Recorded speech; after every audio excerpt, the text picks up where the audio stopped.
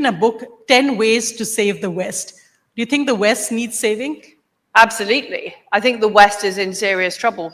You talked about how the British economy has now been overtaken by the Indian economy.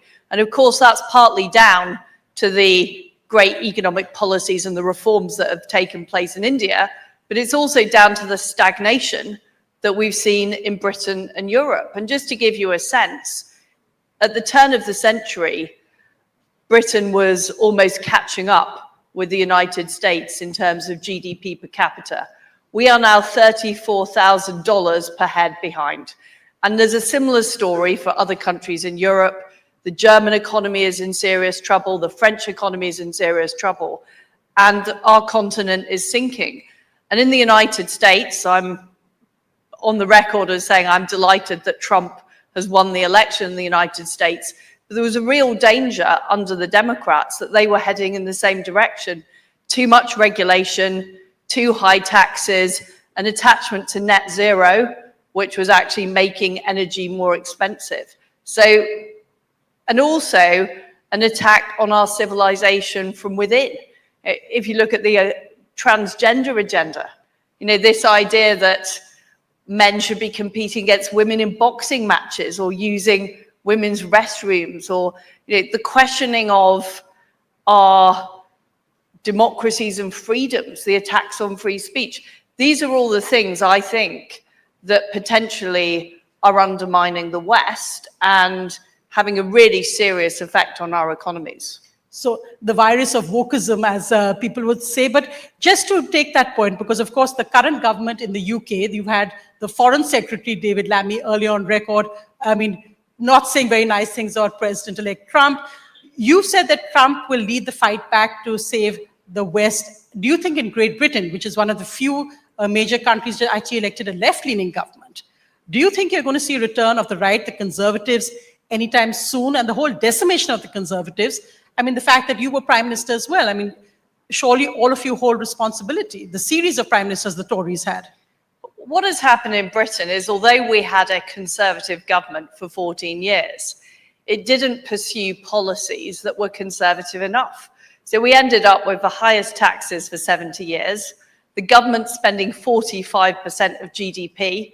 That is a record that East Germany would be proud of, and the highest energy costs in the developed world. So in the last year, we've seen the last plant producing steel from scratch closed down.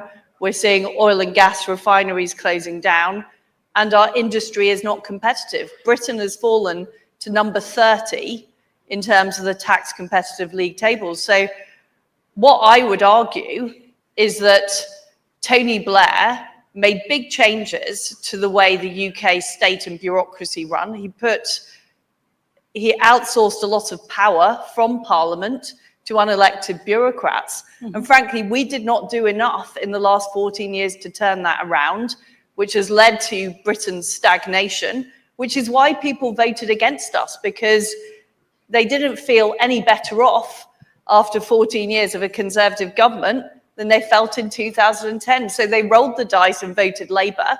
Now we've got a Labour government that are pursuing an even more extreme version of those policies, more taxes, more regulation, and more net zero. And this Labour government is already at record levels of unpopularity. So what the people of Britain actually want, and these are the people that voted Brexit in 2016, they voted for Boris in 2019, they want the same kind of revolution that Trump is delivering in America, which is actually taking on the left-wing establishment, giving more power to people, giving more opportunities to businesses, making it easier to run a successful enterprise in Britain.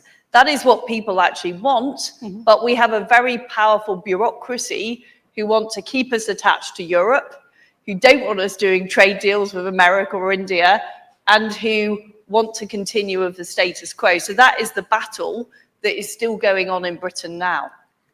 You have, of course, the record of being the UK's shortest term Prime Minister, 49 days. Why do you think you couldn't do any of these solutions or prescriptions in those 49 days that you were in? Do you regret your mini budget, which critics blame for everything as saying 45 billion pounds unfunded tax cuts. They blame the rise of mortgages on that. Do you regret that when you look back? Do you regret your 49 days? In short, no. I will explain why. So what happened during that period is I did try and change things. So I wanted to unleash supply-side reforms on Britain, getting on with fracking to lower our energy costs, keeping corporation tax at 19% rather than raising it to 25%, making it easier for the self-employed, duty-free shoppers, getting the British economy growing, but also holding government spending down. That was my plan. And what it came up against was massive resistance from the establishment in Britain, who were very attached to net zero, very attached to staying close to the EU, very attached to high spending and high taxes. And the cause of the market movements at the time, the chaos in the markets, the pound collapse, was actually, but it was the key cause was the Bank of England's failure to regulate pension funds properly, so-called LDIs, liability-driven investments. And it's not just me saying this. The Bank of England this year produced a report saying that 2/3 of the market movement back in 2022 were down to movements in LDIs and their failure to properly oversee it. And the Bank of England have a responsibility for financial stability. But the problem is that was not the narrative that the BBC or the left-wing media or indeed the Labour Party wanted to promote. So even though the Bank of England have admitted that the spike in the markets, which by the way, are not as big as the spike in the markets that we saw after Rachel Reeves' budget. Mm-hmm. So gilt yields are now higher under this Labour government than they were back in 2022. But what I faced was a massive backlash by the British establishment that didn't want things to change. So do I regret trying to do it? I could have just become Prime Minister, gone along with what the civil service wanted, gone along with what the Bank of England wanted, not pursued any of the policies that I had campaigned on in the leadership election, like fracking, which was very unpopular with Conservative MPs, or like cutting taxes. But what would have been the point of becoming Prime Minister? I wasn't in there to do nothing. I was in there because I wanted things to change. And what I have learned from the whole experience is you can't do it with just a few people in government, mm-hmm. because the forces that we face are really quite significant.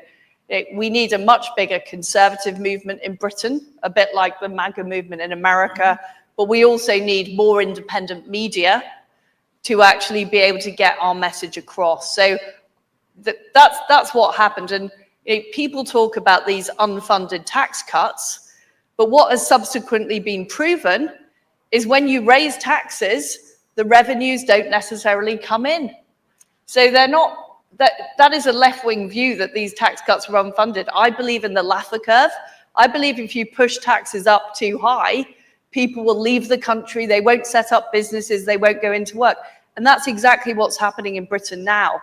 Our GDP per capita is falling because taxes have been raised too high. And there are lots of people, and people in this room will know these people, who are now leaving the UK to go to places like Dubai, to go to Spain, to go to Italy, because our tax regime is so penal. And so unfunded tax cuts is it's a left-wing mantra that is not true in real life.